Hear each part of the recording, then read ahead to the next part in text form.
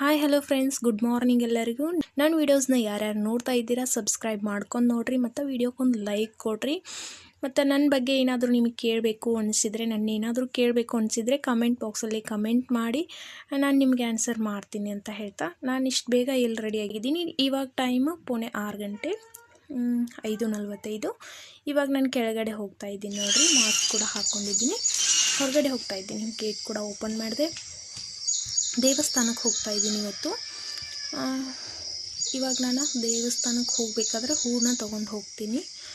ನಮ್ಮ ಮನೆ ಪಕ್ಕದಲ್ಲೇ ದಾಸವಾಳದ ಹೂವಿನ ಗಿಡ ಇದೆ, ಅಲ್ಲಿ ಹೋಗಿ ಹೂವನ್ನ ತೊಗೊಂಡು ಹೋಗ್ತೀನಿ ನೋಡಿರಿ.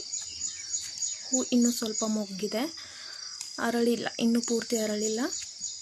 ಅರಳುತ್ತೆ, ಇನ್ನೊಂದು ಗಂಟೆಯಲ್ಲಿ ಅರಳುತ್ತೆ. ನೋಡಿ ಎಷ್ಟು ಚೆನ್ನಾಗಿದೆ. ಸ್ವಲ್ಪನೇ ತೊಗೋತೀನಿ, ಮತ್ತು ಮನೇಲಿ ಪೂಜೆ ಮಾಡೋಕ್ಕೂ ಬೇಕಲ್ವ ಹೂವು, ಅದಕ್ಕೆ ಸ್ವಲ್ಪ ತೊಗೋತೀನಿ, ಸ್ವಲ್ಪ ಗಿಡದಲ್ಲೇ ಬಿಡ್ತೀನಿ. ನೋಡಿರಿ, ಅರ್ಧ ಮಾತ್ರ ಅರಳಿದೆ. ಎಷ್ಟು ಚೆನ್ನಾಗಿ ಅರಳಿದೆ. ಈಗ ತಗೊಂಡು ನಾನು ದೇವಸ್ಥಾನಕ್ಕೆ ಹೋಗ್ತೀನಿ. ದೇವಸ್ಥಾನ ನಮ್ಮ ಮನೆಯಿಂದ ಒಂದು ಅರ್ಧ ಕಿಲೋಮೀಟರ್ ಆಗುತ್ತೆ ಅನಿಸುತ್ತೆ. ಇವಾಗ ನಾನು ಬರಿಗಾಲಲ್ಲಿ ನಡ್ಕೊತ ಹೋಗ್ತೀನಿ. ಬರಿಗಾಲಲ್ಲಿ ಯಾಕೆ ಹೋಗ್ತೀನಿ ಅಂದರೆ, ನಾನೇನೋ ವ್ರತ ಮಾಡ್ತಾಯಿದ್ದೀನಿ, ಕೇಳ್ಕೊತಾ ಇದ್ದೀನಿ, ಬರಿಗಾಲ ಸೇವೆ ಮಾಡ್ತಾಯಿದ್ದೀನಿ. ಅದು ಈಡೇರಿದಂತೆ ನಿಮಗೂ ಕೂಡ ಹೇಳ್ತೀನಿ ಏನು ಕೇಳ್ಕೊಂಡಿದ್ದೆ ಅಂಥೇಳಿ. ನೋಡಿ, ಹೂ ಇನ್ನೂ ಅರ್ಧ ಅರಳ್ತಾ ಇದೆ. ಇನ್ನೂ ತಗೊಂಡು ನಾನು ಹೋಗ್ತಾಯಿದ್ದೀನಿ. ನಮ್ಮ ಮನೆಯಿಂದ ಸ್ವಲ್ಪ ದೂರ ಅಷ್ಟೇ ಅಲ್ವಾ, ಏನು ಪ್ರಾಬ್ಲಮ್ ಇಲ್ಲ, ಹೋಗ್ತೀನಿ. ಕಾಲಲ್ಲಿ ನನಗೆ ರೂಢಿ ಆಗಿಬಿಟ್ಟಿದೆ. ಒಂದು ವರ್ಷದಿಂದ ನಾನು ಈ ಥರ ಹೋಗ್ತಾಯಿದ್ದೀನಿ. ರೂಢಿ ಆಗಿಬಿಟ್ಟಿದೆ. ಏನು ಹಳ್ಳಿಗೆ ಚುಚ್ಚೋದು ಅಂತ ಏನು ಫೀಲ್ ಆಗಂಗಿಲ್ಲ. ರೂಢಿ ಆಗೋಷ್ಟು ತನಕ ಹಂಗೆ ಆಗ್ತೈತಿ. ರೂಢಿ ಆದ ನಂತರ ಏನಾಗಲ್ಲ. ಎಂಬುದು ಒಂದೊಂದು ತಿಂಗಳಲ್ಲಿ ಹೆಂಗಿರ್ತೈತಿ ಅಂದರೆ 5:30 6 ಗಂಟೆ ಆದರೂ ಬೆಳಗ್ಗೆ ಆಗಿರೋಂಗಿಲ್ಲ. ಇಲ್ಲೆಲ್ಲ ಫುಲ್ ಕತ್ಲಿರ್ತೈತಿ, ಆವಾಗಲೇ ಹೋಗ್ತೀನಿ. ಇದು ಲೈಟ್ಸ್ ಎಲ್ಲ ಇರ್ತಲ್ಲ, ಏನು ತೊಂದರೆ ಇಲ್ಲ, ಹೋಗ್ತಿರ್ತೀನಿ. ಇವಾಗೆಲ್ಲ ಬೇಗನೆ ಬೆಳಕಾಗಿರುತ್ತೆ. ಇವಾಗ 6 ಗಂಟೆ ಆದರೂ ಇಷ್ಟು ಬೆಳಕಾಗಿತ್ತು ನೋಡಿರಿ. ಹೋಗ್ತಾಯಿದ್ದೀನಿ.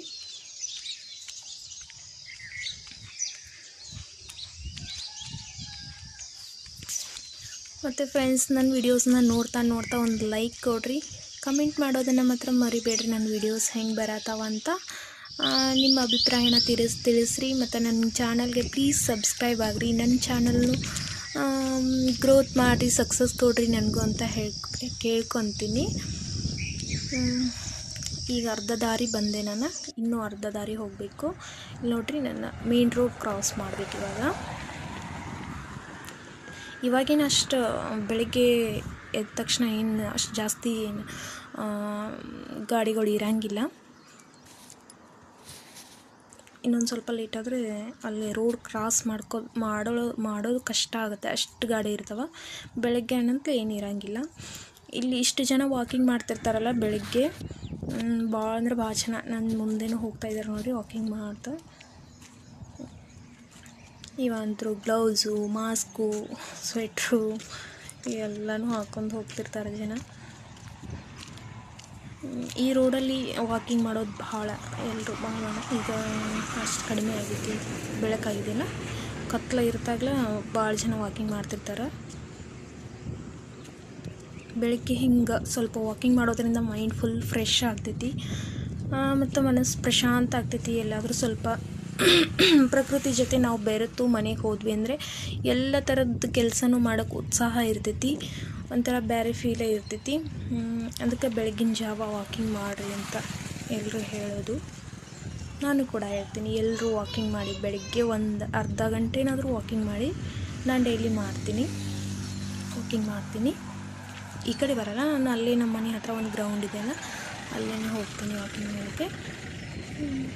ಈಗ ಮೇನ್ ರೋಡ್ ಕೂಡ ಮುಗೀತು. ಇನ್ನೊಂದು ಸ್ವಲ್ಪ ದೂರ ದೇವಸ್ಥಾನನೂ ಕೂಡ ಬಂದುಬಿಡುತ್ತೆ. ಎಲ್ಲ ವ್ಯವಸ್ಥೆ ಚೆನ್ನಾಗಿದೆ.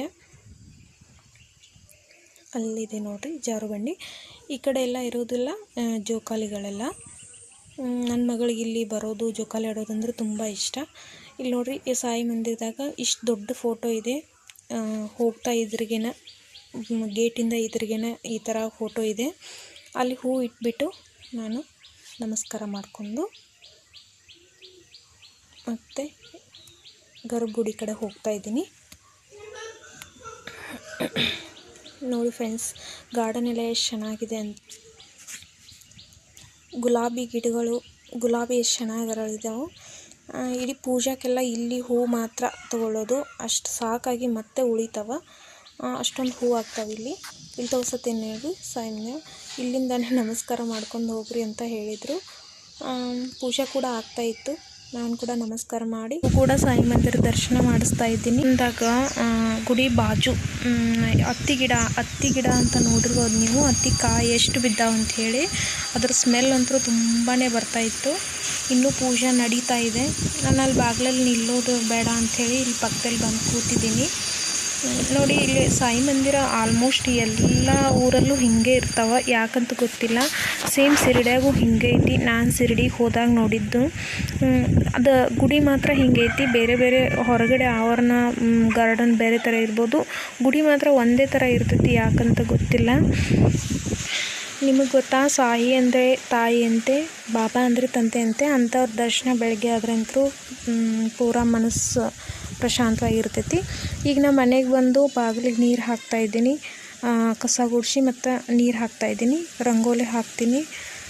ಬೆಳಗ್ಗೆ ಅಂದರೂ ಗುರುವಾರ ತೀರಾ ವಿಶೇಷ ಆಗಿರ್ತೈತಿ ನನಗೆ. ಈ ಥರ ಡೈಲಿ ಮಾಡ್ತೀನಿ, ಆದರೂ ಗುರುವಾರ ಜರ ವಿಶೇಷ ಅನಿಸುತ್ತೆ, ಉಪವಾಸ ಮಾಡ್ತೀನಿ. ಹೀಗಾಗಿ ಈಗ ನೀರು ಹಾಕಿ ರಂಗೋಲಿನ ಬಿಡಿಸ್ತಾ ಇದ್ದೀನಿ. ನೋಡಿರಿ, ತೋರಿಸ್ತೀನಿ ನಿಮಗೆ ರಂಗೋಲಿ ಹೆಂಗಾಗೈತೆ ಅಂತ. ನಾ ಹಾಕೋ ರಂಗೋಲಿ ಹೆಂಗಾಗಿತ್ತು ಅಂತ ಕಮೆಂಟ್ ಮಾಡಿ ತಿಳಿಸ್ರಿ ನನಗೆ. ನೋಡಿರಿ, ಈ ಥರ ಹಾಕೇನಿ. ಈಗ ನಾನು ಪುಡಿ ಮತ್ತು ಸಕ್ಕರೆನ ಹಾಕಿ ಚಹಾ ಕೂಡ ರೆಡಿ ಆಗ್ತಾಯಿದೆ. ನೋಡಿರಿ, ಈ ಕಡೆ ನೀರು ಇಟ್ಟಿದ್ದೀನಲ್ಲ, ನೀರನ್ನ ನಮ್ಮ ಯಜಮಾನ್ರಿಗೂ ಕೊಡಬೇಕು ಒಂದು ಗ್ಲಾಸ್. ನಾನು ಕುಡಿತಾ ಇದ್ದೀನಿ.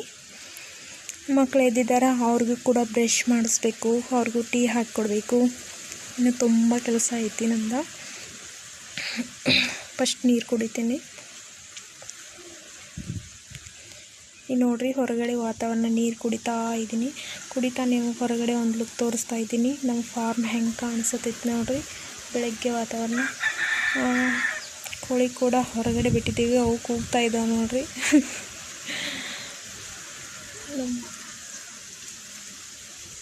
ನಮ್ಮ ಮನೆಯಿಂದ ಇಷ್ಟೇ ದೂರ ಆಗೋದು ನಮ್ಮ ಫಾರ್ಮ್. ನಮ್ಮ ಮನೆ ಮೇಲ್ಗಡೆ ನಿಂತ್ಕೊಂಡು ನೋಡಿದರೆ ಎಲ್ಲ ಕೆಳಗಡೆದೆಲ್ಲ ಕಾಣಿಸುತ್ತೆ. ಇಲ್ಲಿ ನಿಂತ್ಕೊಂಡು ನಾವು ನೋಡ್ಬೋದು ಏನಾಗ್ತಿದೆ ಅಂಥೇಳಿ.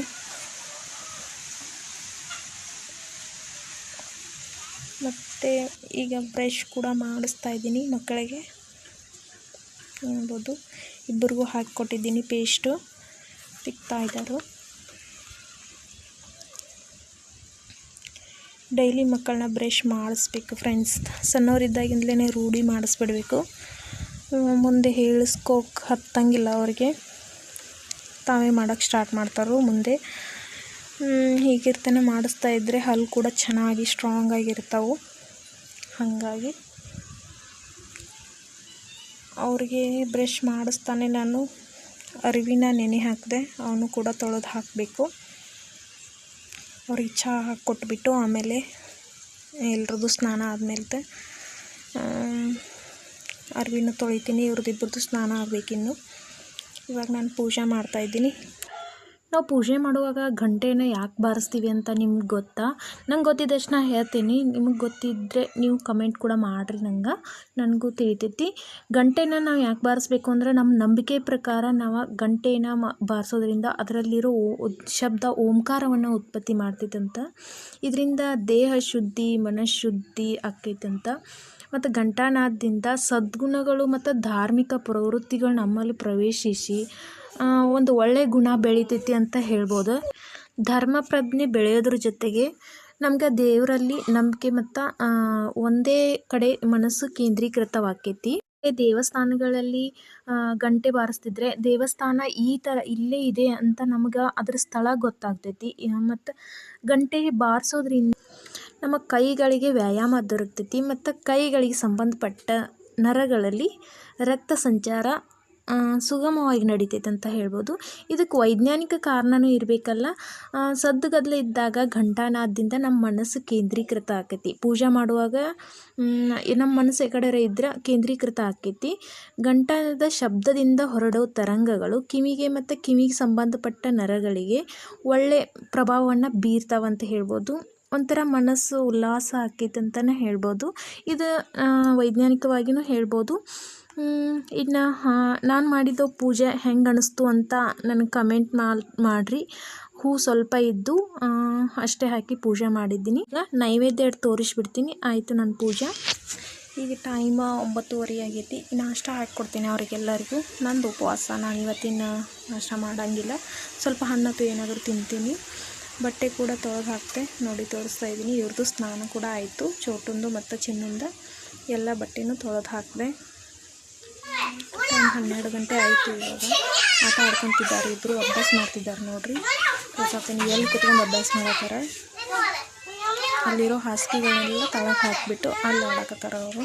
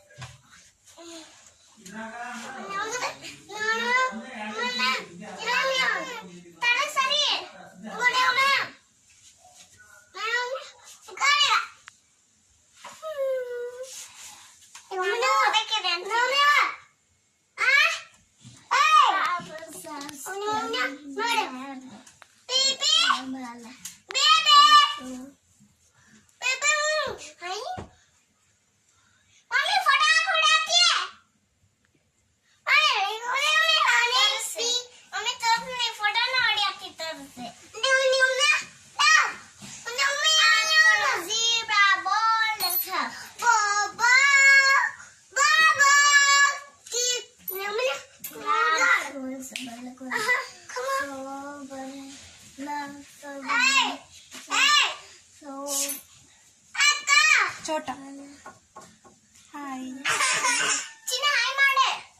ಚೋಟ ಹಾಯ್.